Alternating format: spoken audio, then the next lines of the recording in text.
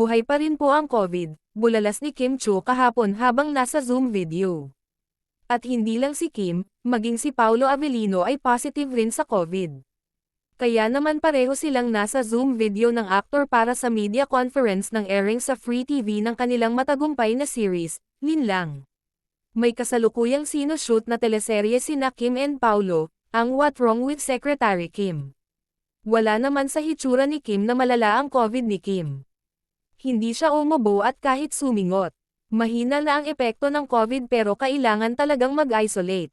Anyway, matapos ang massive success ng airing ng Linlang sa Prime Video na sinubaybayan sa maraming bansa, e-air na nga ito sa Free TV this January. Ayon kay Direk FM Reyes, mas detalyado ang kwento rito dahil 60% pa pala ng kwento ang hindi na ipalabas at napanood sa Prime Video. Unexpected yung itinakbo ng Linlang, actually nagulat din ako. Yun lahat ng fear ko nawala. Na-appreciate nila hanggang sa ibang bansa, yung ibang bansa na hindi namin alam na nag-e-exist, napapanood nila ang Linlang, sabi pa ni Kim. Anyway, kabilang talaga sa nag-iwan ng malaking impact sa mga manunood ng Linlang ang sampal ni Maricel Soriano kay Kim na ayon kay Kim ay may rehearsal, blockang and actual sampal. Kaya may 3 sampal agad siya sa isang eksena. Nagpapasalamat talaga ako kay Inay Maria dahil talagang gusto niyang lumabas ang totoong Arai. And I think naramdaman ng audience yun sakit. Sagot naman ni Inay Maria, kasi talagang kailangang maging totoo ang reaction mo. Hindi maganda ang fake anak. At hindi lang naman kay Kim Lam Andeng ang palad ng mahusay na actress. Maging sa iba pang karakter.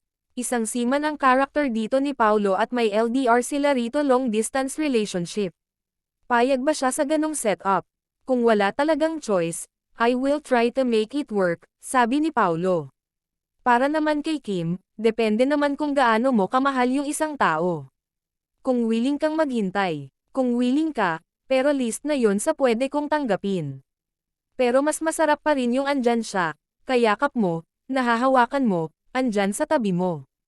Mahirap kasi pag sobrang layo. Depende na lang kung gaano mo kamahal yung isang tao, katwiran ni Kim.